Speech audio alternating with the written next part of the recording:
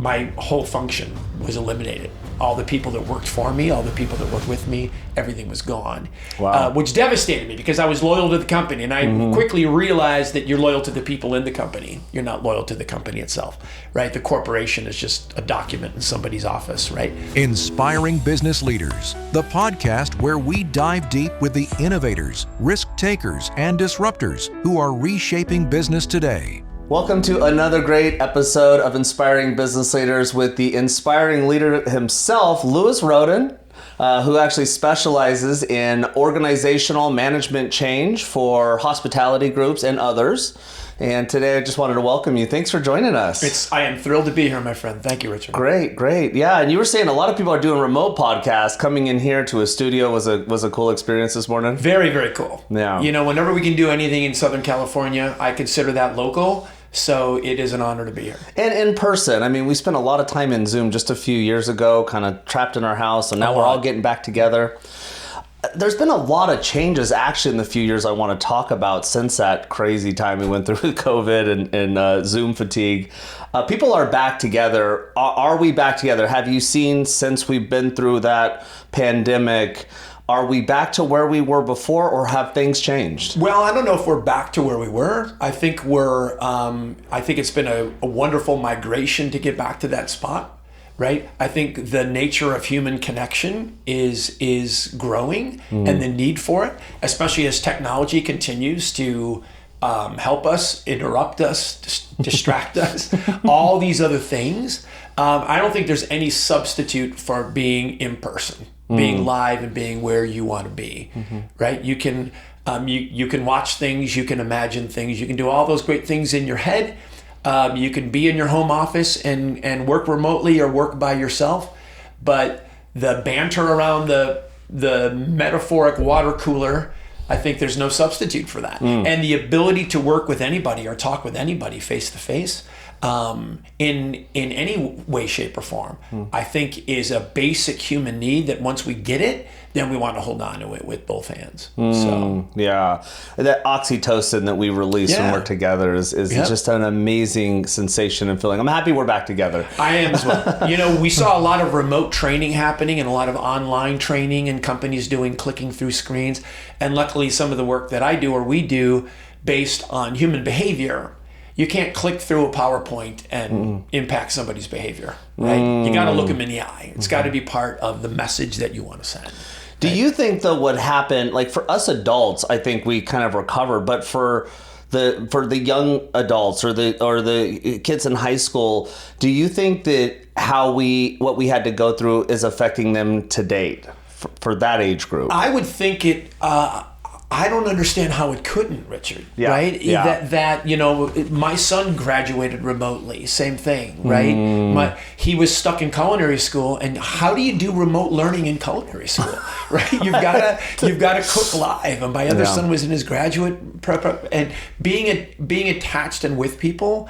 Now I hope all that did was sow the seeds of hunger for human interaction. Yeah. I don't think it numbed them against it. I think they realize now that when they are with their friends and they are with their groups, how much better it is. Right? Because you're in that emotional moment. It's hard to share those emotional moments remotely. And when we share them in person, whatever those emotions might be, you know, you can't understand somebody's core human emotion, whether it's sadness or anger or fear or happiness, unless you're experiencing it with them in the middle. Yeah. Right? And Marcus, our producer, is back there. He was in that age range during COVID. Do you think it changed your age group, Marcus? Mine, but yeah, I mean, the kids directly beneath me, for sure. Yeah. Even more so. If you were part of your son's group who graduated at that time, because your brother was two years younger than you. Yeah. Never had a prom. Never had. No, right. Yeah. And all those rites of passage, for lack of a better thing, going through commencement, going through some of these events, and not so much the experience from your own perspective, but the experience from your collective. Yeah. Whether it's your group of friends, whether it's your group of enemies, whether it's, you go through those things and go through those chapters. Now, hopefully they took some great skills from that experience. Sure. Skills and resilience. It wasn't all bad. It wasn't spending all bad. time with our family, getting a break from work, right? It was quite. There were some parts where I was like, yeah, I kind of like this a lot. Actually, the need to communicate better, the need to do all those kinds of other elements and those things. But Lord, let's hope it never happens again. Absolutely. And I mean, the reason I bring that up is because you are such a people person. You are out there talking to leaders, you're talking to hosts, you're talking to receptionists, you're talking to all pieces of, let's say, the hospitality supply chain when it comes to hotel, hospitality. Yep. So let's go back to the beginning on how you got started in the industry. Well, wow. The back to the beginning. I was in San Diego, California, and I had just left an organization, JPMorgan Chase. You may have heard of them. I've heard of them. Right? And there was a division called Spectrum, which is not sexy. It's online bill payment and presentment. So if you pay a bill online, you pay it through Spectrum technology or check-free technology. And I was the chief administration officer for that division at JPMorgan Chase. And we sold that, and I had some equity piece in the company. I believe we sold it to Deutsche Bank, or the bank sold it. We didn't sell it. And I had an opportunity to move to California, and came to California, had no hospitality background at all. I'd been in human resources and training and development in various functions. And I met a gentleman named Joe Tersey, who was the senior VP of operations for the West Coast for Starwood. And I kind of met him by accident. Jeff recently retired, Joe recently retired. He was the head of the San Diego Convention Bureau when he retired. And he asked me my unvarnished opinion on human resources, and I gave him my unvarnished opinion. And he said, "You're the guy that can run HR for my region." And I knew nothing about hospitality, nothing, right? And he said, "You've got to go to White Plains, New York, which is where Starwood was headquartered, and you've got to convince these guys that you're the right guy for the job." And I evidently did that and came back and joined the team. Had to learn hospitality from the ground up because I joined at a senior level. A lot of people in hospitality, Richard, grow up in hospitality. The front desk agents, the room attendants, which is a great story. They make themselves and they become at this higher level. For me, I had a political science degree that I've never used a day in my life, right? I didn't have any desire or dream to be in hospitality. But once I was in it, and you realize the impact that you can have on people, I just adored it. So I did the regional VP of HR job for 3.5 years. Then the organization tapped me to run a function within organizational capability, driving global leadership training and development for Starwood. And that was my wheelhouse. I traveled. I was working remote pre-COVID, before remote was a thing. Because I lived in San Diego, I got paid out of White Plains, but I was traveling 70% of the time. Wow. Working in Asia, Africa, Middle East, you name it. Doing leadership training and development for hotel teams, regional teams, and things like that. And I adored it, just adored it. So, to quote a cheesy old song, I came home to a place I'd never been before, right? Because it was just a wonderful thing. And I thought then, that's my dream job. I'm never going to leave this job. And then the 2008 crash hit, and my whole function was eliminated. All the people that worked for me, all the people that worked with me, everything was gone. Wow. Which devastated me because I was loyal to the company, and I quickly realized that you're loyal to the people in the company. You're not loyal to the company itself, right? The corporation is just a document in somebody's office, right?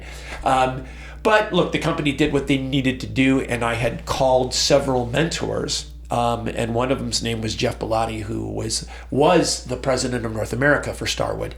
He had since left and was the president of North America for Wyndham Group. Now he's the global CEO for Wyndham. And I called him looking for a job. And he said, "You know what, Lou, you should hang out your own shingle and do your own thing." I said, "Jeff, this is the worst economy since the Great Depression. Are you crazy?" Yeah. He said, "Every organization, every hotel organization has gutted what you do." Right? Organizational development. They'll still always have a learning and development function on transactional components, right? But the behavior elements within leadership, those things are gone.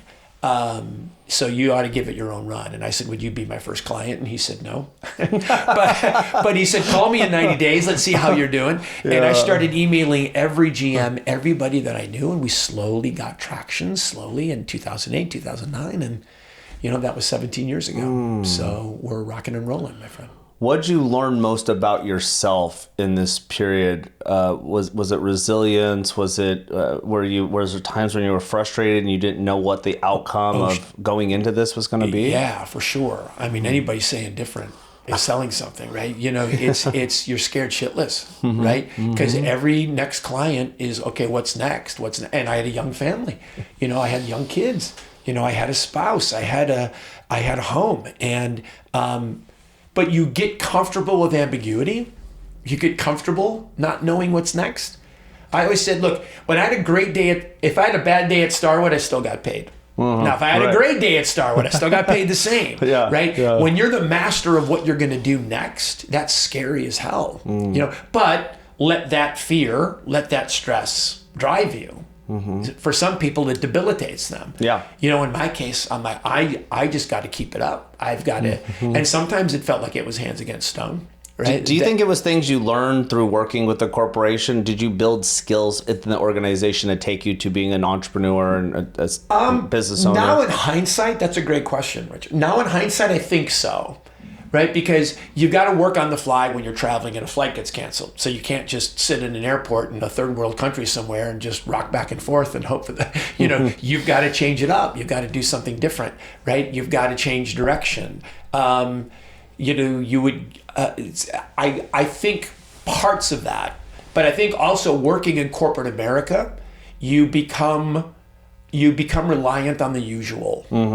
Yeah, right? the comfortable. Yeah. You don't want to change. Yeah, right? This is my salary, this is my benefits, this is my vacation, and you just keep knocking it out. Right, you got that structure. And it's comfort zone. Yeah. And why a lot of people talk about the comfort zone like it's evil, but it's not evil. It's called that for a reason. But you realize that there's no growth, there's no dare, there's no fear, and when you realize that you're scared again, that's either motivating you or it's debilitating you. And in our case, you had to let it motivate you. You had to let it drive, right? I told my same kids during COVID, during this challenge or that, like, you're going to get knocked down. You're going to get punched in the face. How are you going to respond?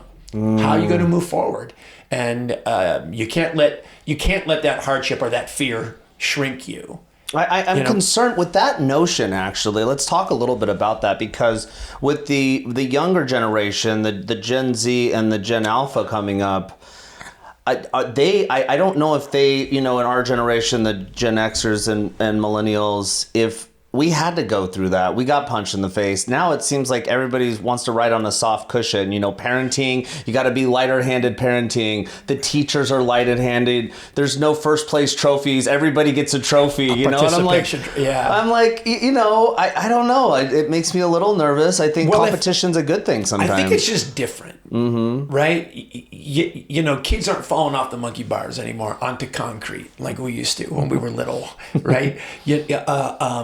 You look at old school playgrounds, for example, the pictures. It's like, were these designed to hurt children? Because it looks like they were, but we didn't know better. We didn't have that soft, rubbery, cushy mat underneath Like there. I said, you fucking hit concrete is what. So it's now. Is that making people softer? I just think it's making them different. I remember my father telling me a story, God rest his soul, that my grandmother told my dad, and my dad was from the Second World War generation. He had us later in life. That my grandmother told my dad that the radio was going to be the death of their generation, right? Because they'd sit around the radio listening to the serials back in the old day, like The Shadow and some of these shows, right? And I don't doubt my great-great-grandfather thought my grandfather, it was going to be, the fact that he had a car instead of a horse was going to be the death. Every generation thinks this is going to be the death of this next. But don't you think what if it eventually comes true? Well, we keep pushing the marker forward, we said that before, right? And it didn't come true.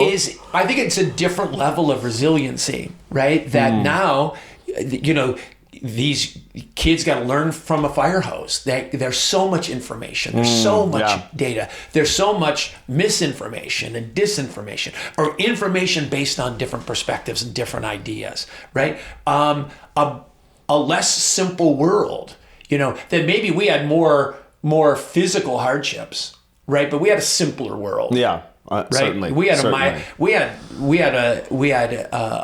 one source of news, one source of information, one source of that, right? And all this stuff that's available, right? I still think it comes back to some fundamentals. I think to a big degree, a lot of the generational things, whether it's Gen X, Gen Y, this, that, I think a lot of that is artificial construct. I think it's almost like Zodiac.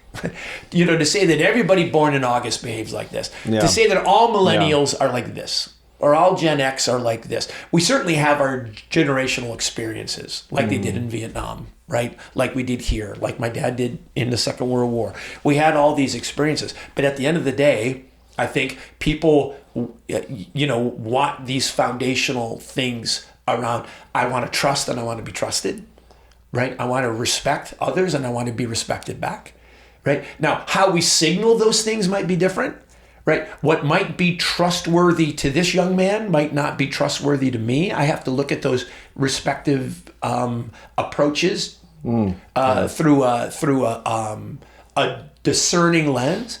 But it's my responsibility as a leader, as a neighbor, as a friend, as a spouse, as a father, right, to continue to want to develop and build those things with my constituency, whoever those are, in my own life or in my professional life as well. So if I'm talking to a room of young leaders or I'm talking to a room of jaded, established GMs, right, I got to get that message across, right? So have we developed a more fragile I just think they're just different, right? Yeah, because you raised them. I mean, you raised the kids in this. Did. Do you think parenting has a big deal with how they're turning out? Maybe parents need to step up a little bit more and take more responsibility. Yeah, I think for sure from a parenting perspective, you can't outsource your parenting responsibilities to a school, to a teacher, right? To a coach. Good quote. I love that. Yeah. You've got to, and same thing, and you can't be, especially now, you can't be a one-dimensional parent, just like you can't be a one-dimensional leader, right? I like to use this example of my two sons,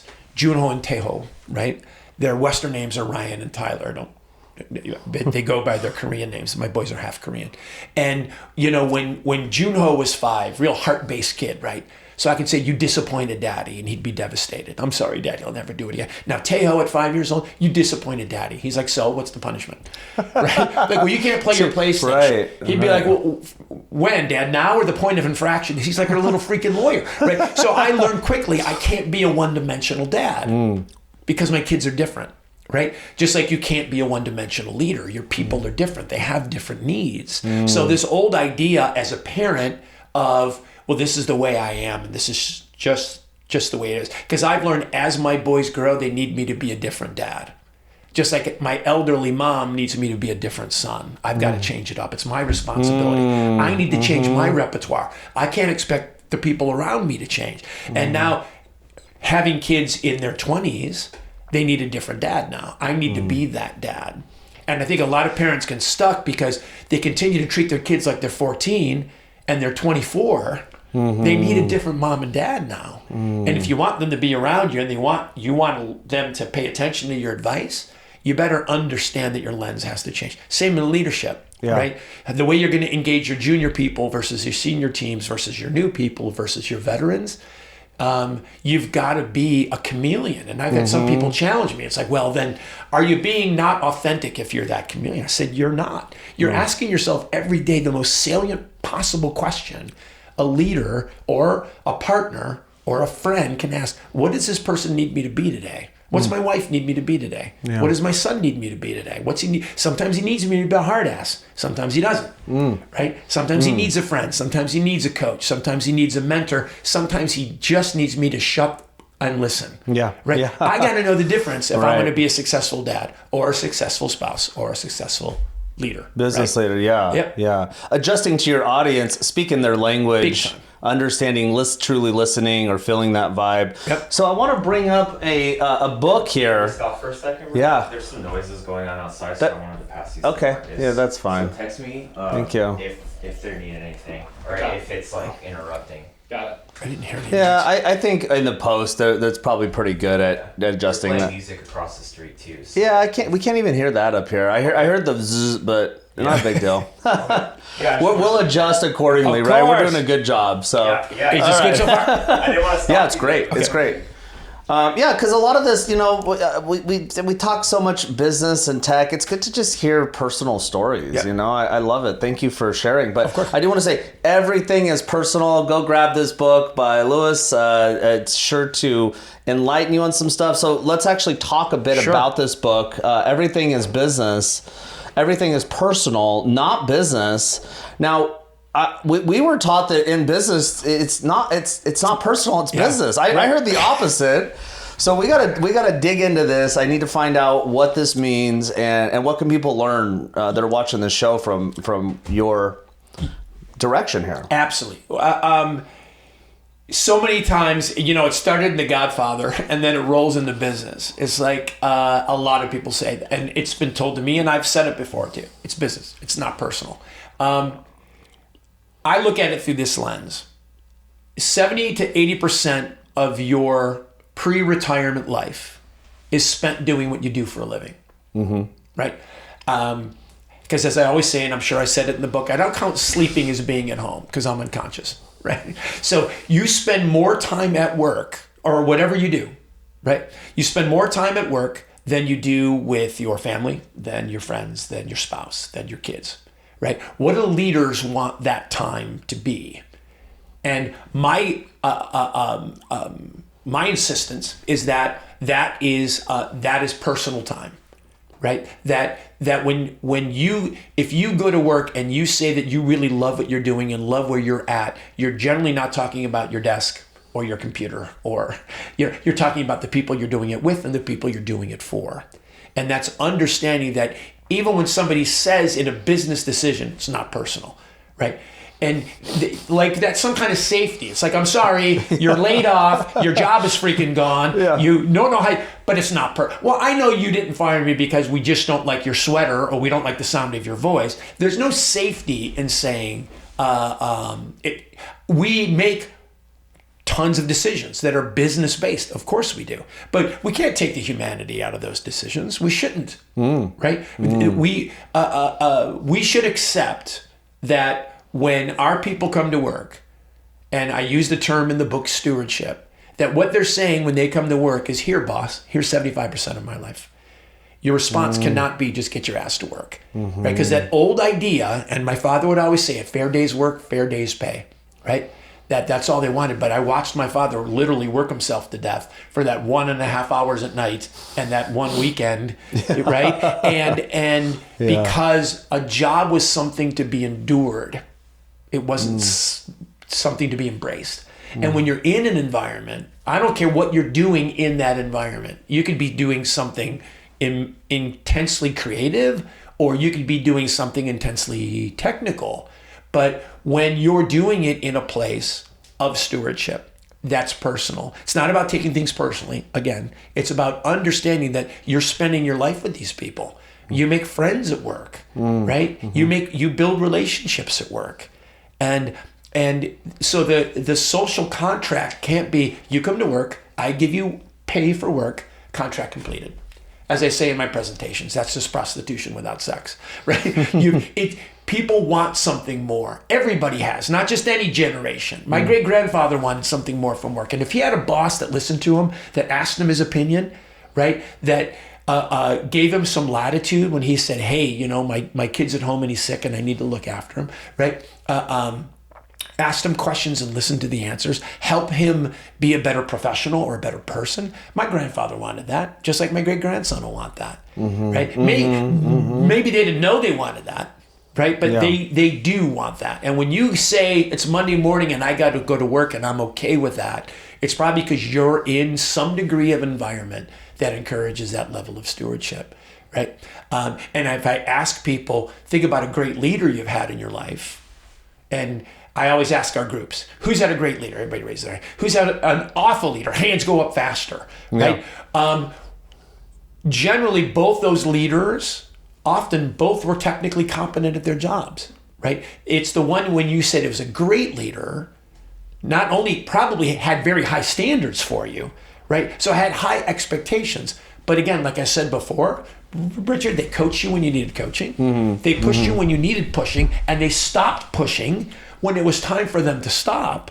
They listened, they gave you feedback, right? Feedback that mattered, salient feedback, right? And they helped you grow as a person, not just as a professional. That bad leader was probably, you never knew what you were going to get. They were inconsistent. They were incongruent. What they said versus what they did was different. You know, all these human behavior things made them a bad leader. Not that they sucked at PowerPoint or they were awful at Excel, right? Or they were a bad coder. It wasn't about that. They might have been technically competent, but they were emotionally incompetent. And that's why it matters so much at work, and that's why everything is personal. So when you're going to rinse this toxicity, maybe I'm using the wrong word. That's great. The toxicity out of the organizations, whether it's the GMs you said or the front desk concierge, what are you seeing as that main thing how you need to retrain or how help people rethink their leadership roles? Well, I think when you tick the bulb on in their mind, when they understand, I always challenge groups, think about how much time you spend at work, right? What do you want that to feel like, right? What do you want that to be like? Be above and beyond your profitability, your productivity. Of course, we're all there to do those things, right? Most of us are working in for-profit environments, and we're not volunteers. We're here to make money, right? I get that completely, right? And we're here to do financially well for ourselves and our families and all those things, right? But when you can flip the switch in their head to understand that the solution to team member retention, to team member productivity, the solution to new ideas and innovation, how do I make my product, whatever it is, better, easier, faster, more efficient? All those things, right, are going to be created or going to evolve in an environment of stewardship, of high emotional intelligence, right? Because if I have that environment, I want to do better. You know, absent an environment where I have no emotional skin in the game, I have no emotional engagement, I'm just knocking out whatever I got to knock out every day because I don't have an environment of deep trust. I don't have an environment of stewardship, of respect. Each day I'm going to do just enough not to get fired. And all I'm going to return to the company is an environment of mediocrity. I'm just going to be average, right? And most people don't want that. And most humans, I think, want to excel at what they do. But that you're only going to do that in an environment that's not technically correct. It's got to be emotionally correct. Or you're just not going to do it. Yeah. So what would 3 questions that you would have a leader that's maybe troubled or trying to figure, some tough solutions out with their leadership style? Maybe they're too business-like. Maybe they're not enough personal, and they're creating a separation between them and their employees because whatever's going on in their personal life, it is personal. They're bringing that personal life to the business life. It is. And that's why, it's not about being social with your people, right? It's not about like, well, wait a minute. We have a summer picnic. We have a holiday party, right? We have a golf outing. Look, all those trappings, all those things. We have employee of the month, employee of the quarter. We do all those trappings of things are great. There's no substitute, right, for your boss or your boss's boss, right, to notice when you're doing something well, right, and tell you, just tell you, right. So I always ask, or if they're not doing something well, they want to know as well. Nobody gets up in the morning and goes to work saying, I'm going to get shit wrong today on purpose, right? Yeah, I mean, they just don't. Most people, when they're doing something that's not correct, they want to know, but they want to know it in the right way. So leaders have to be present, right? They have to, again, front of mind, actively develop trust. Because for most of us, and I talk about this in the book, that for most of us, trust just evolves by accident, right? If you trust somebody, or don't trust somebody, they did you wrong or they did you right. It just kind of evolves. Leaders, I suggest to them, put trust front of mind. That if your people say, if I ask you, do your people trust you? And you say yes. How do you know that? How do they know? How do you know they trust you, right? Do they tell you things that they messed up that you wouldn't have known otherwise unless they told you, right? Do they share ideas? They say, boss, I know you might think this is crazy, but I've got this idea, right? Absent trust, they're not going to do any of that, right? And actively building and developing trust, because absent trust, right? First of all, in an environment of distrust, anybody will automatically default to the negative. The example I always use is if you're in a personal relationship with somebody and you don't trust them, and they say they're working late, what do you really think they're doing? Right. You're cheating, exactly. You're going up. Now, they may be working late, but absent trust, you assume the negative. Right. So in an environment of not necessarily distrust, but just no real trust at all, right? Because leaders don't put it front of mind, but most of us never got a class in school on how to build trust. We don't even think about it. And if leaders put it front of mind, now, where does trust come from? You've got to be known to your people, right? People have to understand what you're all about, right? What your values are, what your dreams are, what your hopes are, what your deficiencies are, what you're not good at. And it needs to grow anecdotally. You can't sit down in an interview and say, okay, do you like dogs? What's your favorite sport? I mean, it's got to be organic. And when it is, that's where loyalty grows. That's where I want to do better grows. That's where team member retention grows. I want to stay in this company. Why? I like it here. Again, when they say they like it here, they're talking about who they're working with and they're talking about their boss. So bosses put that front of mind, that the number one thing I need to do is develop relationships with my people. Number one, right? Absent that, now, does there need to be some, of course, you can't get overly personal. You're not a social service counselor, right? That's not what you're here to do, right? You don't want to get in trouble, right? And cross lines, because everybody has a different line. But you've got to understand the personal nature of those relationships, and that's where trust and respect lives. Because I can't respect you actively unless I know what things matter to you and what things are important. And once I do know those things, then I can respond and act accordingly. Right? And so that's where I try to tick it in their minds of, do you walk into your office every day and say, I want to do trustworthy things today? Yeah. Right? And I want to... I'm going to take feedback from my subordinates, Absolutely. right? I think that's a big one. Is like leaders, I know for me, even asking my crew sometimes, like, hey, how can I get better? Absolutely. It's a humiliating question. Right. But do you encourage leaders to ask for feedback from their subordinates? But again, absent trust, you're not going to get it. Right. So if my boss comes up to me, and again, I don't distrust them, but I don't have an active trust environment, and I ask him for feedback, everything's great, boss. Everything's fantastic. Right? Because absent trust, I don't feel like I owe you. It's the same thing happens, not to tie it back to hospitality. The same thing happens if a guest checks out of a hotel after a 5-day stay, and the front desk agent says, was everything okay with your stay? And the guest says, yeah, everything was okay with my stay. And then they go home and they write an awful review on TripAdvisor. And the hotel goes, well, I don't understand.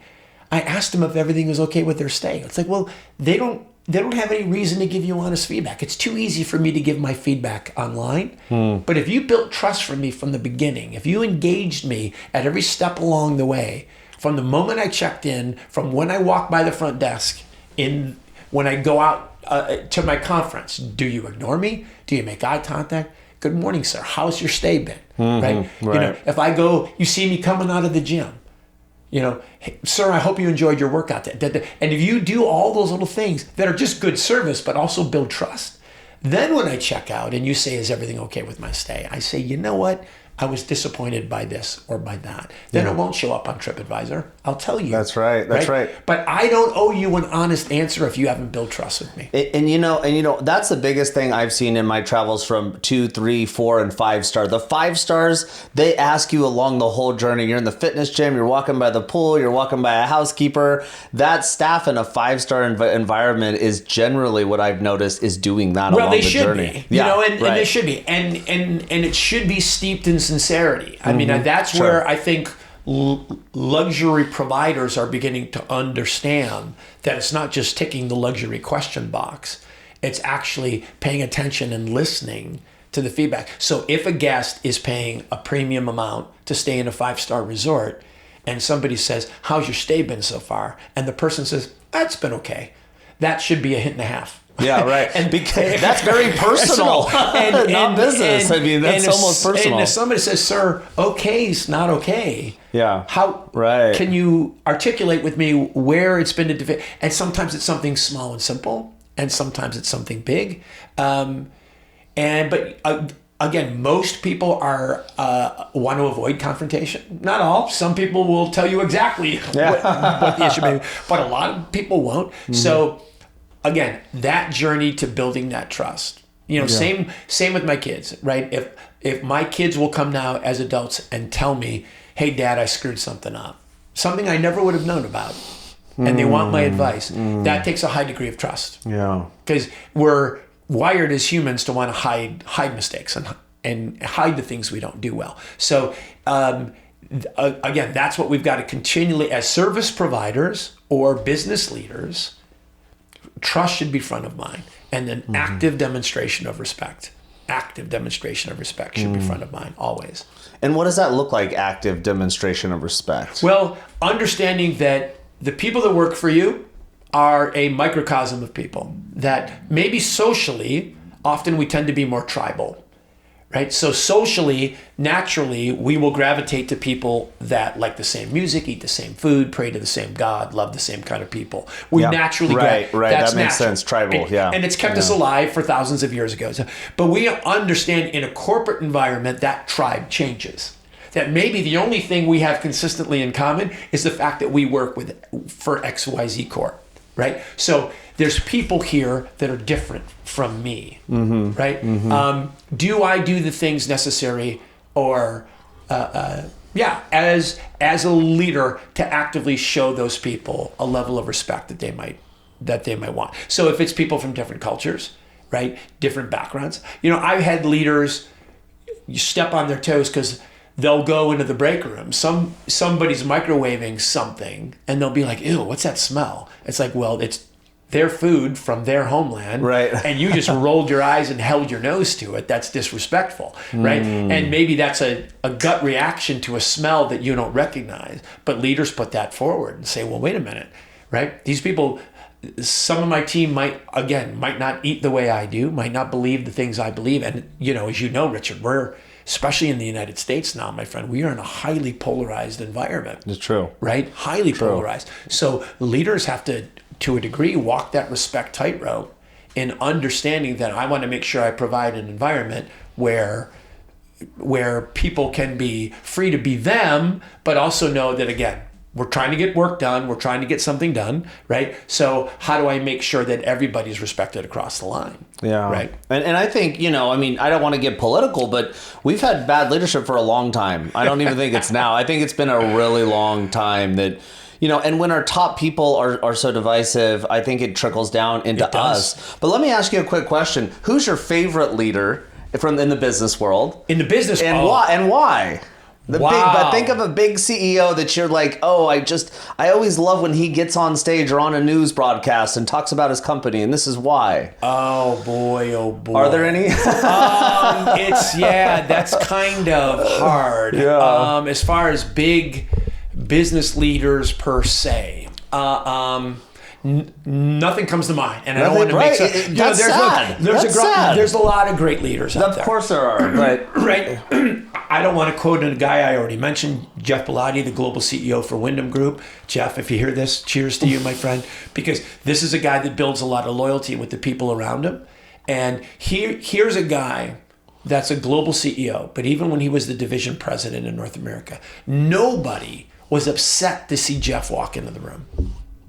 Right? Mm-hmm. Now, some of his RVPs that work for him, they would walk into the room and everybody would clench up. But Jeff would walk in the room and nobody would clench up. I think, we've gotten so polarized, like you said before. And the issue with polarization is people formulate opinions they think are right. And they think, I know now that I really don't know what's going on. That's the only thing I can say about my knowledge base. All I know for sure is I don't know what right. But a lot of people assume they know by watching the news. I'm like, dude, the news is entertainment. No. It's not necessarily telling you the truth. Yeah, and people assume, and they take a little bit of information, and they extrapolate a big opinion. Right, a big opinion. Right. I worked a lot in China, a lot. I know, and so many people have an opinion of China, and they've never been there. They've never worked there. They don't have Chinese friends. I mean, they may have Chinese American friends, but not Chinese friends, right? And to hear their perspectives on their government or their world or what the world looks like, right?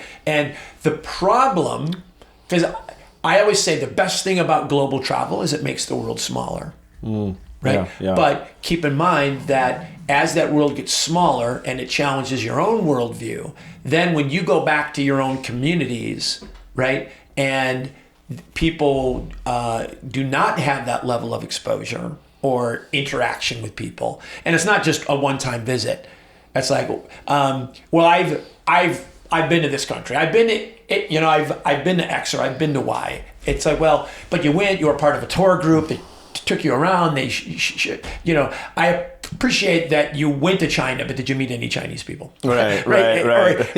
And when you go there and work there, and even live there for chunks of time, and travel locally and eat locally, not in the hotels and not in things like that, you begin to find that people see the world from a different perspective. And also changes you. You're breathing different air. You're drinking different water. You're eating food that was cultivated with different soil. I think it literally changes us. Literally changes. Literally, every place you go, you're getting a full immersion into a different place. My friend, one of the most sobering moments I had is one of my first trips to Ho Chi Minh. And when I went into the museum in Vietnam on their perspective of the Vietnam War, right? And we all collectively generally agree now that it was quote unquote a bad war. But when you go back and you see their museum and you see their perspectives, and they're lovely people, they're wonderful, they love Americans, it just,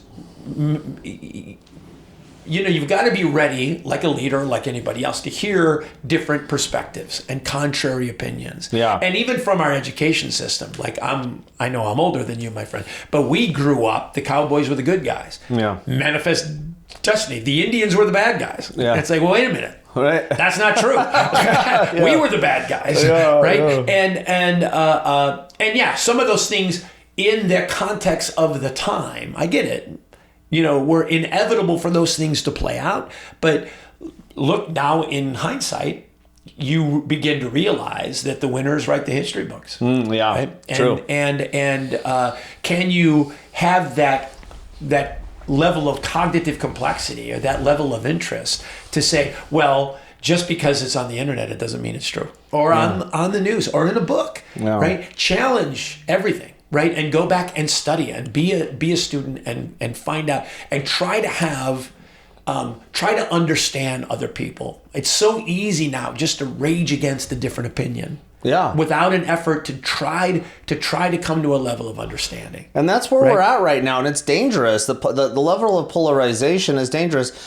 And this administration is polarizing things a bit more. I think you're right, like not hearing the other side of the opinion. But I also felt that way about the last one too. Both of these two administrations have been very polarizing. He who was without sin cast the first. It's been a problem across the spectrum. I think and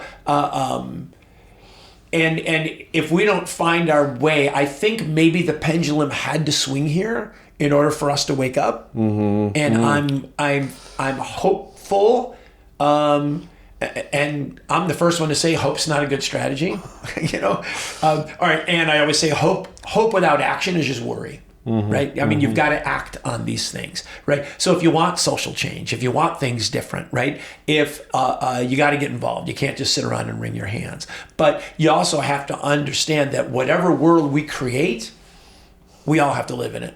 We all have to be part of it. It can't be, this is our way now, and then it'll change in 4 years, and then it'll be their way, and then it'll change back again and be there. That's just not going to work. So how do we bring the people back together? I mean, I feel like us people, what's happening right now and has been happening is this divide on purpose that the tech companies are doing it, the politicians are doing it. It seems like it's a mechanism to control us. If we're living in fear, or we're living in polarization, or we don't like this group because they believe this way, that I feel like the people in power, they ascertain more power. Well, yes. Always having a boogeyman and always having an element of fear for people. I mean, fear we always say when we do our programs on emotional intelligence, of all the emotions we wrestle with, right? Fear is the most compelling emotion. Yeah, right? yeah. So if you're fearful of something, whether it's a group of people allegedly coming across the border, whether it's somebody replacing you think, or somebody who's after your job, or somebody that I think a mechanism of control is using fear. So for us to elevate ourselves above that fear and come together as a collective and say, well, wait a minute, right? We don't have to fear these things. There's problems out there that need solutions. Yeah. Right? But any solution that's only coming with 50% of the people in mind is not going to be a long-term solution. No, it's not. Right? It's just not. It's not. Same as your interpersonal relation, right? Yeah. Same is if the answer or your response to a problem only suits you, but not your significant other, or only suits you and not your neighbor, and only if we're in there's winners or losers, that's it. Right? There's no compromise. There's only one right way. That's just going to be an ongoing, frustrating. Well, my guru once said that selfishness is the root of all evil. And I mean, I'm not talking like self-respect and self-love. I mean selfishness, the ego saying, No doubt. I need it my way. And when there's a moment of selflessness, right? Yeah. And being selfless instead of selfish. That's one of the slides I use when I do the keynotes of how are we more selfless? Yeah. Right? Yeah. How do we have this attitude as leader, as server, right? Leader is barrier removal. I'm here to help you. I'm here to get things out of your way, right? In order for you to be more successful. And imagine that same thing as a neighbor. Right? Like doing selfless things. Like my neighbor, Pedro. I hope you hear this, Pedro. He's a sheriff. The guy works hard, right? And for like 3 or 4 weeks in a row, I brought his trash cans in, right? Because his trash cans would be out there. You know, the trash guys leave them almost in the middle of the damn road. Yeah. We live on a hill. Stuff is rolling downhill. I just roll them to the thing. And one time he says, I see you on my security camera. You know, thanks for bringing the cans in. You know, I said, well, part of it's I don't want them rolling down the hill, right? Sometimes I want the parking spot in front of your house. Sometimes there's a selfish reason. But I'm out here anyways. Why not? Right? Do selfless things, right? Find little opportunities to do simple, small things right. You know, put the freaking shopping cart back in the shopping cart corral. Don't leave it in the spot that Have you seen Cart Narcs too? Huh? No. You've seen Cart Narcs? Oh, okay. No, Have you, Marcus? Does that remind you of Cart Narcs? That was hilarious. We're gonna have to turn him on to that. But just do the right thing. Yeah, do simple things. Do the right thing. And it doesn't need to be superhero shit. Right. A lot of people think like I'm gonna do the right thing, so I'm gonna do Right. You know, be like Mother Teresa or well, something. we do this a lot in the hotel business of noticing subtlety, noticing small things people need, right? That we always brag about in the hotel world, the big stuff that we do right. Somebody was choking in the restaurant, so we gave them the Heimlich maneuver and we saved them. Well, of course you did. What's the alternative? Just let them die, right? It's when we always say when the world shouts at you, you'll do the right thing. So how do we become more self-aware of if we're being selfish or selfless? We just got to pay attention to the whispers. I always say that if there's a simple opportunity, a simple thing that you can do to help people, small things, and think it forward. Here's another great example of our neighbors were expecting a baby. And here's what people do if somebody's expecting a baby, right? If there's anything you need from us, let us know. And we think, contract completed. Yeah. I'm being selfless, but you're not, right? We have kids. We know what they need, right? Mm-hmm. Is she really going to say, you know what? Could you make me 4 chicken pot pies to put in my? Yeah. She's not going to ask that. Right. A, she might not know she needs it, and B, she's going to think that's extending. So just don't ask if there's anything if you need. Just do it. Do it. Make the 4 turkey pot pies. Bring them over and put these in your freezer, you're going to need them. And here's an extra pack of diapers because you never have enough. Just do the right thing before somebody asks. And we think just because we ask, well, if you need any help, let me know. If I can help you with that, let me know, right? If you see somebody struggling with something, whether it's their garbage cans, I had another neighbor. They're trying to put up a 10 by 20 tent for a kid's party. You see them struggling with it. Go over there and help. Yeah. Don't ask, do you need help? They obviously go need help. like we put these tents up all the time. Let me help, right? So it's that mindset of again, how can I be of service? Yeah. Even simple. If I see somebody, I'm tall. You see somebody at Vaughn's and you see him staring at the top shelf. Ma'am, can I get that for you? Just grab it and bring it down, right? Yeah. Don't say, well, they'll ask for help if they need it. Most people won't because they think it's a sign of weakness. They don't think it's a sign of strength. Weakness or putting you out too. Putting you out, just do it, man. Just do simple, small things. Buy Girl Scout cookies you don't need. Just buy them and give them away at work, right? Stop at a lemonade stand and give that kid a tent spot and buy his dower. Where do you think this came in? Was this for you a case of nature or nurture? What did you have a mom or dad or a grandpa or grandma that instilled this in you? Do you think that helped you, or did you develop this on your own? No, I didn't develop on my own. I think a lot of that came from my dad. My dad had an attitude of being kind to people, right? And being friendly. And he was a generation that, right? My dad was a disabled veteran, right? My dad had a lot of reasons to not be positive, right? Yet he always had a kind word, right? He always had a smile, right? And he always said, like, look for opportunities. Don't just do the right thing when the wrong thing presents itself. Do the right thing, even if the wrong thing doesn't, go help, be helpful, right? And don't do things, in Thailand it's called namjai. And namjai means, giving something without the expectation of return. Right? And the Thais call it the spirit of namjai. It's a big part of their culture. And this idea around namjai of you do it not because, like my sons, I must say, go out and find ways to help, right? So, they see somebody loading their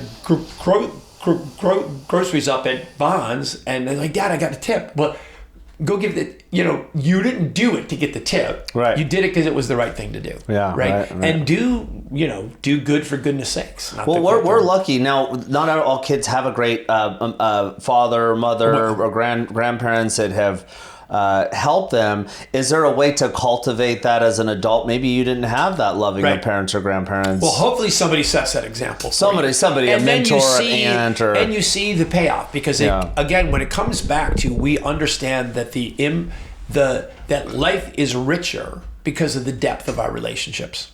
Yeah. Especially if you cast a broader net and you build relationships, again, that aren't tribal. Yeah. You build relationships with the people that aren't like you, right? That do pray to a different God, do eat different food, do love somebody different, right? You build those relationships and it makes life richer. I mean, I'm confident when we're in the twilight of our lives, none of us are going to look back and say, man, I should have had fewer friends. Yeah. Right? I should have had fewer relationships. Right. And some people say, well, I've got a few close relationships, but I got a lot of acquaintances, but I don't want. And look, when you put emotional skin in the game, you do increase your vulnerability. People will burn you. People will disappoint you. But I think you're better off for it. Yeah. My dad always said this, Richard, and that was my dad's name as well. Wow. My dad always said, there's two ways to live your life, son. Trust everybody and wait for them to lose it, or trust nobody and wait for them to earn it. And I always thought that was poignant. That was one of my dad's mic drop comments. But I realize it's somewhere in the middle, right? That you're going to be trusting to a degree, but you expect people to earn it due to the nature of the relationships that you build with those people. Yeah. Right? Yeah. And that's what it's all about, because that's where trust lives. You don't trust strangers. We're raised with that. Right. Right? So people say, well, how do I build trust? You gotta know people. Yeah. I tell CEOs, tolerate no strangers in your building. Whether it's a new guy in the dock or a new person in this department or function, go and be known to your people. Yeah. And that's where trust lives. That's where trust grows. I love that. Yeah, okay, I got some rapid fire questions before I wrap this up. All right, go. And so these are just fast answers, high energy, peeling the layers back. Bam. What is the best piece of advice you've ever ignored? The best piece of advice I've ever ignored. Rapid fire. Seek stability, right? Okay. Be stable. Okay. Find a way to be stable. I think stability is overrated. Okay. One word to describe the current state of corporate leadership. Wow. Detached. Okay. And favorite book besides your own? My book's not even one of my favorites because that's all the shit in my head anyways. Wow. Following the Equator by Mark Twain. Okay, I've never heard that one. There's a reason, because I talk about it at the beginning of the book. Mark Twain, it was a travel blog before there were, he wrote it in 1890 something, right? He just lost his daughter. And I think outliving your kids has got to be the most terrifying thing for parents. He was financially bankrupt. And all the reasons he would have to stay home, that's when he went around the world on a steamship. Wow. Right? And it's essentially a travel blog through the mind of a turn of the century guy, right? So his view of the world and the colonization of the world was interesting. And on the opening page, there's a dedication that says, "Be good and you will be lonesome." And what Twain, he leaves it to the reader to discern what that means. But what he means is, if you stay still, if you don't grow, if you don't develop, then that's its own form of loneliness. So I adore the book. Awesome. I'm going to check that out. Okay, 3 things you can't live without. Wow. 3 things, like physical things? And whatever, however you want to interpret 3 things I can't live without. Friendship. Let's see. My ability to do what I do, I think, would devastate me. And what else can I not live without? A perfect morning cup of coffee, I think. Something shallow. Something shallow as well. Okay, final question. This is not rapid fire, so I want you to think about this one. If there's one thing a leader should change about their mindset today, what is it? About their mindset today. I think another old adage, Richard, is a lot of people think that leadership is lonely, right? That it's lonely at the top, right? The buck stops here. At the end of the day, I've got to make this monumental call or decision. And that responsibility may live there, but if it's lonely at the top, you're the one making it lonely, right? Surround yourself with people, again, that you trust and that trust you. So when you ask them feedback and opinions and perspectives, you're going to get the straight skinny, right? Because I think there's more power, there's more brilliance, there's more genius in the collective. Whenever we think about those things, we think about singular ones, whether it's Mozart or Bill Gates. We think about singular genius, right? It's one person that has all these great ideas. And in reality, there's, great thought leaders that do that, but we're the sum of the people that are around us. I believe that, right? So don't make it lonely. Engage people at all levels of your organization. Ask for the opinions and really, really listen. Because whether it's somebody who's been with you for a week or a decade, their perspective might be the next thing that propels you or your organization forward. Awesome. Thank you so much. Go ahead and tell the people where we can find you. Well, we can find me on everythingispersonal.org is the landing site for the book and for the speaking. InspireLSC.com is the website. The book is available on Amazon, but if anybody wants a signed copy, they have to contact me directly. Of course, I can't sign it through Amazon. So they can get me through either of my websites. My contact information is in either of those places. Awesome. Well, thanks for joining us for this Happy to be episode. here. And thanks, Louis, for coming in. And that's a wrap. Thanks so much. Thank you for having me. Inspiring Business Leaders, the podcast where we dive deep with the innovators, risk takers, and disruptors who are reshaping business today.